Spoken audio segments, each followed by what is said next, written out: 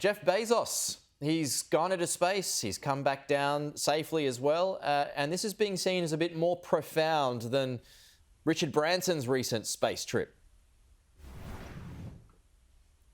Yes, that's right. I do believe this is a much more profound event because this is space tourism for a purpose. The space tourism is all part of a much larger project by Jeff Bezos to build the massive rockets that are required for interplanetary travel.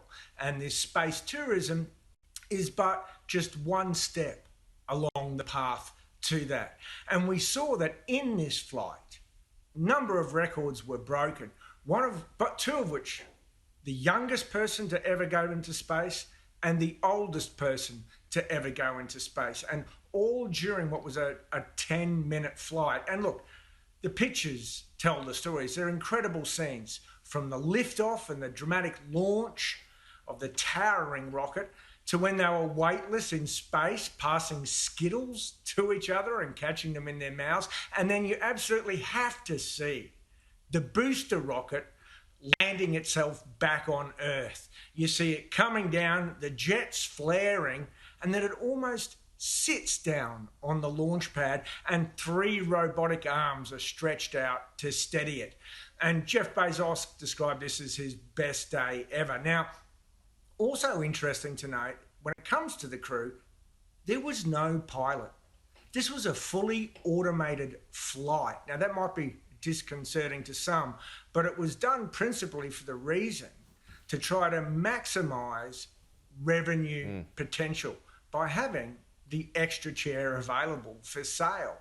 And as we said, Jeff Bezos, the founder of Amazon, went up with his brother, an 18-year-old kid from the Netherlands who booked a flight on the second launch but was bumped up, and this wonderful 82-year-old woman who goes by the name of Wally Funk. Now, back in 1960 and 61, she was part of a group of females who were doing private testing to go into space to show that women could enter the space race just as capably as men could. But when NASA refused to acknowledge that program, the whole enterprise was dropped, and she never let go of her dream. Well, she realised it today.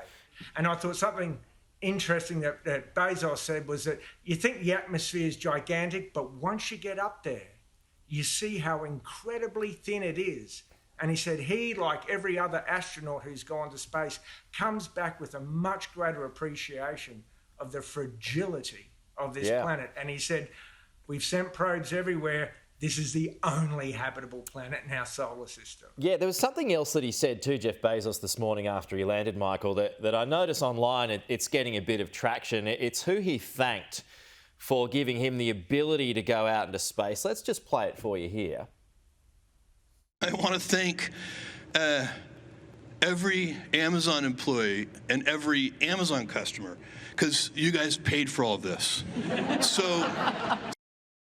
Yeah, some people are saying, Michael, and I don't know if you feel the same way or if you're seeing the same thing, that he's a bit tone deaf here, because a lot of Amazon employees in the United States rely on food stamps to get by. The company doesn't pay enough taxes, all the while Jeff Bezos has shipped himself off to space. Is there that kind of reaction that you're seeing, or is it a bit overblown in that sense?